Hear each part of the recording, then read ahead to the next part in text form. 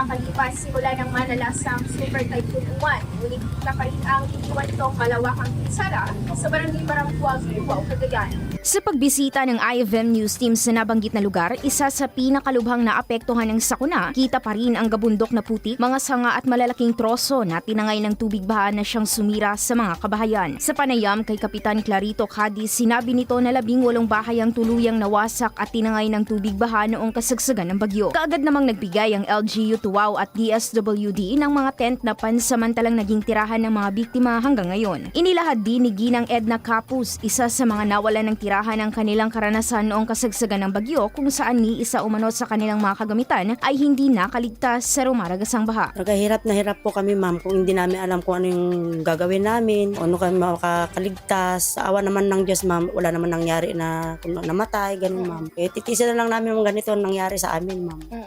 Kaahon din kami sa laki ng hirap na nangyari sa amin, ma'am. Yung una, ma'am, tinawag sa akin yung Durabox namin, ma'am.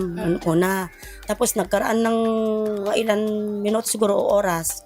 Tumawag yung anak ni Kapitan mismo, ma'am. Tumawag sa akin. Sabi niya, "Ante, yung bahay mo naanod na." Sabi sa akin, ma'am. Iyak na ako, ma'am. Ako ang una na naanod, ma'am. Tapos yung bubong na, ma'am, naiwan na doon sa talon. Katatanggal lang namin nung isang araw. Ayan, nakuha namin yung iba.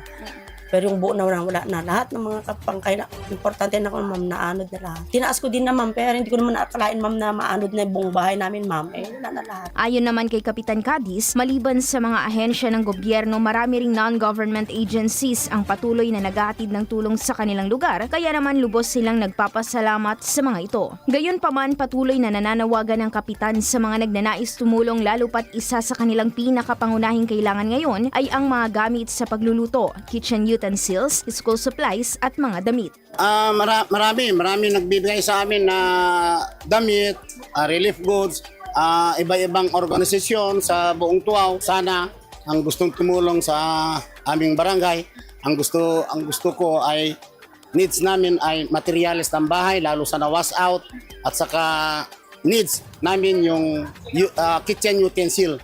Kasi ang dami, kahit yung hindi na-wash out, naanod lahat ang mga gagamitan nila sa kitchen utensil. Malaking hamon man ang sumubok sa mga residente ng Barangay Barangkwag, hindi nawawalan ng pag-asa ang mga ito na muli silang makakabangon mula sa iniwang pinsala ng naranasang sakuna. Para sa IFM News, ako si Idol Zaira Kapatay.